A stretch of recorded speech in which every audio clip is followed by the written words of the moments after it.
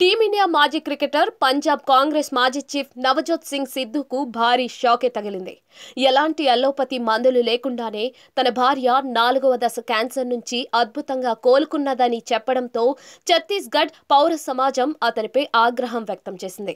Cancer చికిత్సకు సంబంధించిన పత్రాలను వారంలోగా సమర్పించాలని సిద్ధు భార్య నవజోత్ కౌర్కు లీగల్ నోటీస్ జారీ చేసింది. లేకుంటే 850 కోట్లు పరిహారం ఇవ్వాలని నోటీసులో పేర్కొన్నారు.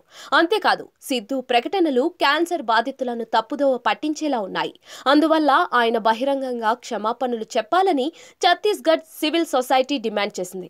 ఆహార నియంత్రణ కారణంగా తన భార్య నవజోత్ కౌర్కు 4వ దశ క్యాన్సర్ నయమైందని సిద్ధు ఇటీవల ప్రకటించారు. తన భార్య నిమ్మరసం, పచ్చియాకు, పసుపు, వేప, తులసి వంటి పదార్థాలను వినియోగించి పాలు, పంచదారతో కూడిన ఉత్పత్తులను వాడడం వల్లే కేవలం 40 రోజుల్లోనే తన భార్య క్యాన్సర్ను వైద్యపరంగా ఓడించిందని సిద్ధు మీడియా సమావేశంలో వెల్లడించారు. తాజాగా ఈ ప్రకటనను ఛత్తీస్గఢ్ పౌర సమాజం తీవ్రంగా ఖండించింది.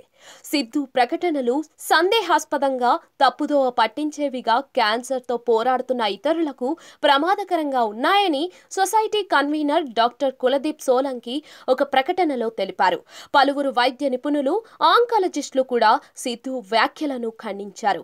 సిద్ధు వాదనకు ఎలాంటి శాస్త్రీయ ఆధారం లేదని టాటా మెమోరియల్ హాస్పిటల్ కూడా ప్రకటించింది. శస్త్రచికిత్స, రేడియేషన్ థెరపీ, కీమోథెరపీ వంటి నిరూపితమైన చికిత్సలతోనే క్యాన్సర్ను నయం చేయవచ్చని వైద్యులు చెబుతూ ఉన్నారు.